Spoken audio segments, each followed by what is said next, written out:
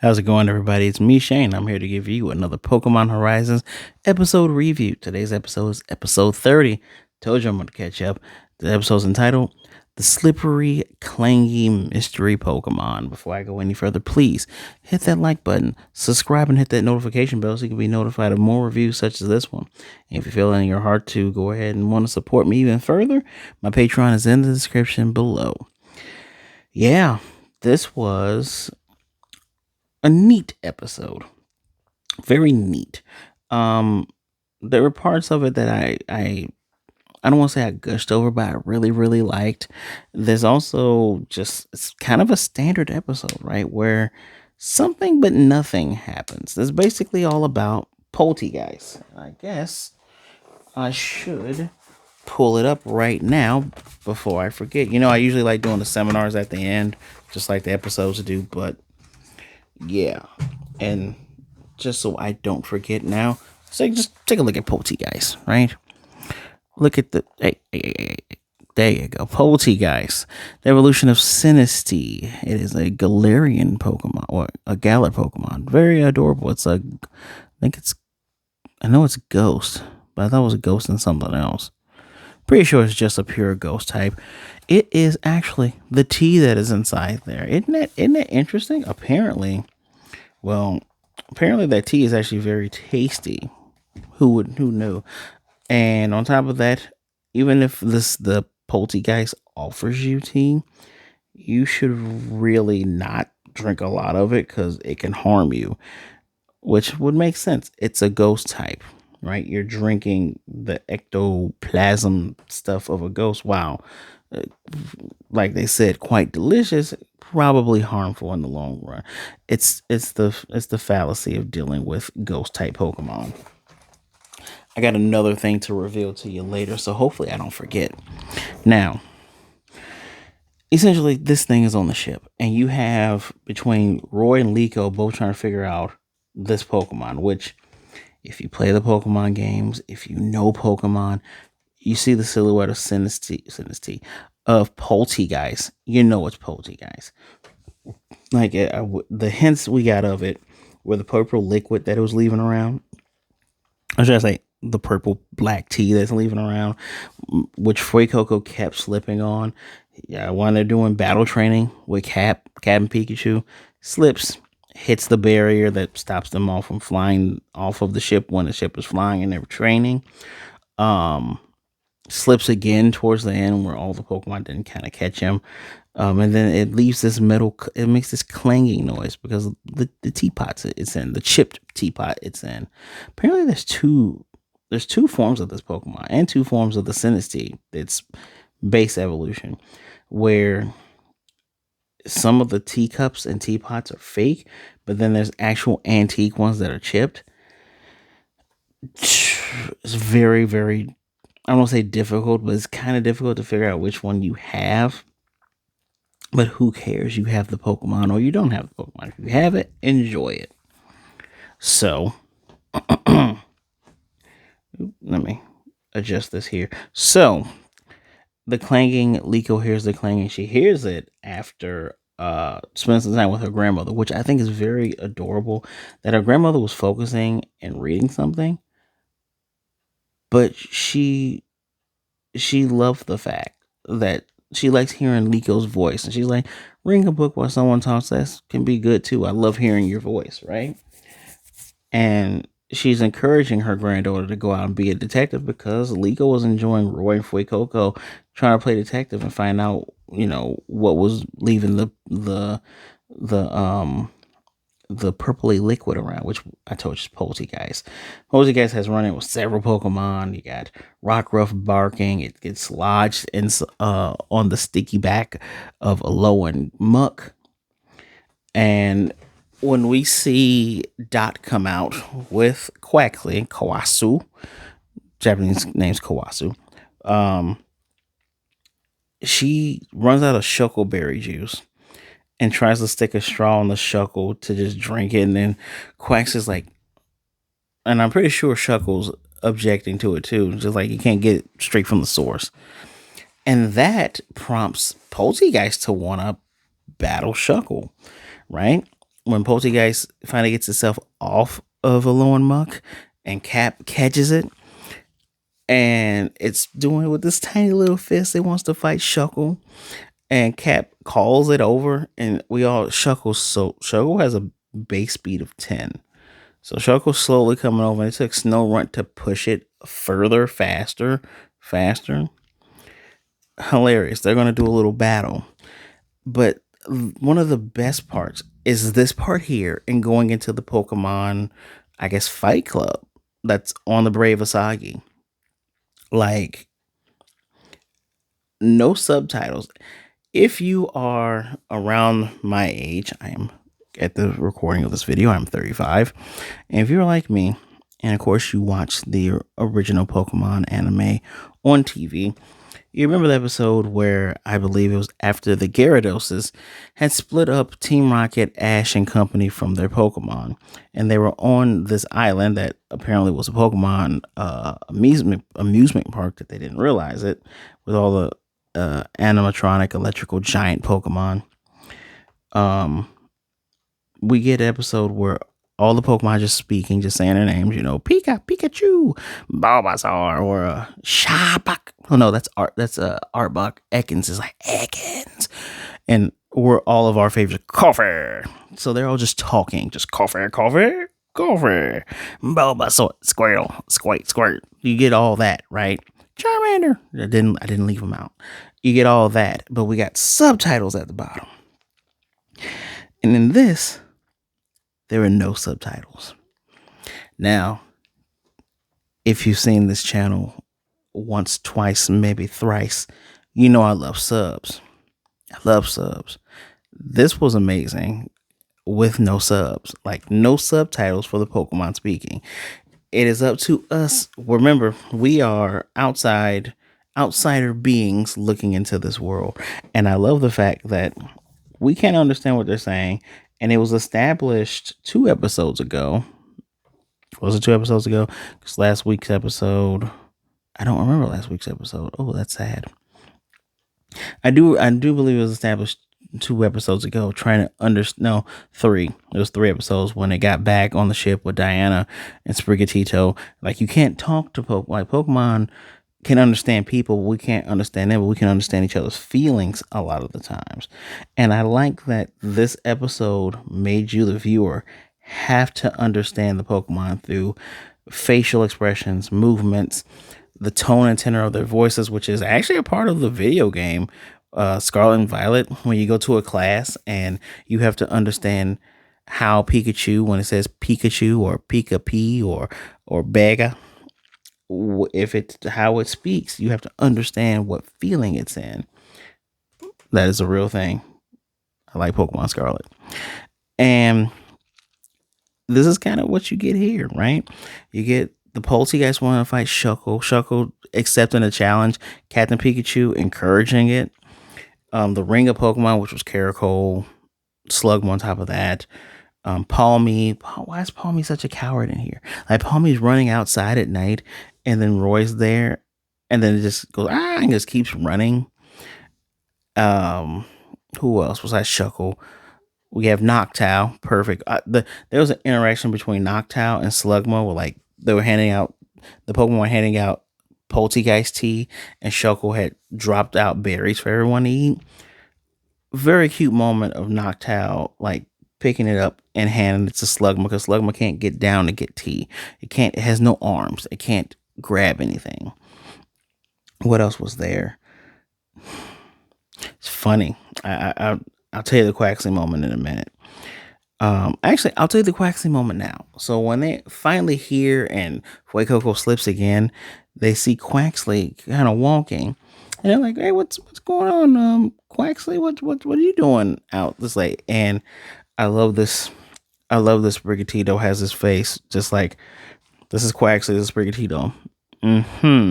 Just sweating bullets. And like, I don't know anything. They hear the commotion. The kids, the Palladian starters are all looking at this Pokemon Fight Club. Like, Sinistea wants to fight with his cute little arms. Shuckle, obviously does gyro ball. Gyro ball is a move that is based on the slower you are, the harder it hits, and that's the only way that it can move that fast is through gyro ball, which hits an ST once. They say, "Oh, that's the black liquid. That's the chink. That's the chinking, chingy, clanging, ling sound." And it's about to hit it again, and you get. I think Cap told him move out the way, and then they all become friends. I don't even think Shuckle had any ill will towards it. It's just like, oh, you want to battle? Cap said we should. All right, I'm gonna battle you, and they all have a little fun little tea party like that. You probably can't see it. It's too bright. If I can get that as a thumbnail, I will. But it does. It's I don't know if it has a signature move. I've never raised a Poltegeist. I apologize, but also has a regional form called Matcha Geist, based on matcha tea. But this thing does a little tea dance thing. It brings all the teacups around and it's making things move. It's all very very cute, very fun moment. As a matter of fact, the starter Pokemon all run in, and then Roy's thinking, "All right, let me run in." And I love how in tune Liko is. Right, like Liko straight up goes, "No, let's not bother them. This is their private Pokemon moment, right? There's no humans down here. It may be late, but there's no humans here, and they're all enjoying themselves, and they all do." So, of course, they go back upstairs. Even Terrapagos was there. And the thing I find funny is that all the Pokemon that were there at night, except for Captain Pikachu, the next morning when it was time to feed all the other Pokemon, Muck was there too. All the ones time to feed the Pokemon, they were knocked out, except for Captain Pikachu. Captain Pikachu, I'm gonna say it right now. Cap is better than Ash's Pikachu. Yeah, I said it. I said it. I said it. A lot of personality, legitimately cool. Like nothing against Ash's Pikachu, but this guy is pretty. He feels like the literal protagonist. And I remember when Freed had first said Captain Pikachu was like the captain of the ship. I'm like, oh, that's adorable. Well, no, he's actually the captain of the ship. It's pretty damn cool. Um, what else happened towards this ending here? Oh, earlier there was a chipped teacup, which I was like, that's a Sinesti teacup, and Liko wanted to move her grandma. She's like, no, you can leave it right there. It'll be fine. And Freed takes a sip from the cup, and it turns out that come on, come back. Yeah, it's two eyes, and it starts talking. Well, making Pokemon noises. And that's Sinesti, the base form that I was telling you about before. According to Diana, she was doing research saying, I hear that if Poltegeist, you know, if it likes an area enough, it'll find a teacup and it'll make another one of itself, but it'll be the base form. Now, this is what's interesting. When the kids try to tell Freed, hey, that thing there, that's the Pokemon we heard, blah, blah, blah, Freed didn't really care. And the fact that Diana was doing that experiment, it leads me to, well, the kids already Liko came up with the fact that Freed already knew it was there. But I'm going to go on a limb and say that Freed and Diana both knew that Poltegeist was already on this ship. And the Brave Asagi crew, the Rising Voltaggers, when Liko raises, was that okay that it's here? The crew's philosophy is if a Pokemon just happens to show up on the ship and if everybody else is okay with it, it's fine. There's really nothing else to talk about. And it's interesting. That's probably how they got their extended Pokemon family over the years. These Pokemon that either wander on and take a liking to them, or these Pokemon that seem to come up and say, "Yeah, hey, let's be family" and all that. That's pretty interesting. I also do like now, because now it's in my mind. Noctowl is usually asleep during the day. It is an owl. I do like the idea that Noctowl is up during these Pokemon party fight club, mini fight clubs, and it's just kind of just there, just being a Noctowl. Noctowl's one of my favorite Pokemon. I like owls, like legitimately. Um, so that was interesting for me. What else am I missing? I don't think I'm missing anything else. I already did the seminar for you guys, which pretty interesting that the Sinest TT was nasty to Freed, but Poltergeist black tea is not. Isn't that weird? I'm trying to think. I don't think there's anything else I'm forgetting. Just really cute moments. Next episode, finally gonna get to that Lapras episode. I know I was behind, but now I'm pretty much closing that gap. Probably gonna get to see the old giant mega 100 years old Lucian Lapras. Lapras is also a small favorite. No, not a small favorite. It's a favorite of mine. I like blue things. I like dinosaurs. Lapras also has like a turtle shell on it. It's a cool Pokemon.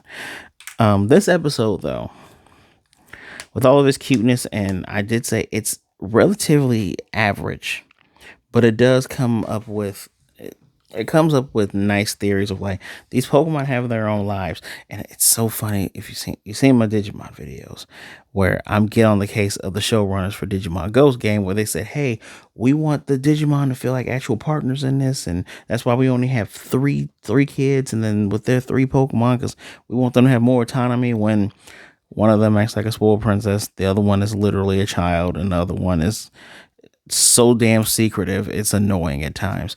These Pokemon have actual autonomy, and it's great. They do what they want. Well, they do what they want. They have a relationship with the people on the ship. Although Palmy, Liko is going to end up being your Pokemon since Roy already has Wattrel. I need someone to talk to Palmy and figure out why it's so skittish. Is it a baby? Is it an actual baby?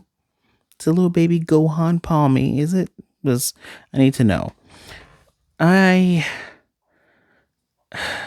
gotta give this one. I'm gonna give it a 4. This episode deserves a 4. That entire moment where I only got Pokemon sound and music. It's fairly interesting. They don't do a lot of it, and I did say from semi from the beginning, the interactions between Pokemon to Pokemon much better than it's ever been in any of the iterations of the series. Like, if I think back, something that comes close is Pikachu's interactions with Caterpie in the very beginning. Stuff like that is fun. That's why episodes like the one where the Pokemon are by themselves and they're having this philosophical debate. We're not bad Pokemon. Master does bad things, wants us to do bad things, so we do it because we love our masters.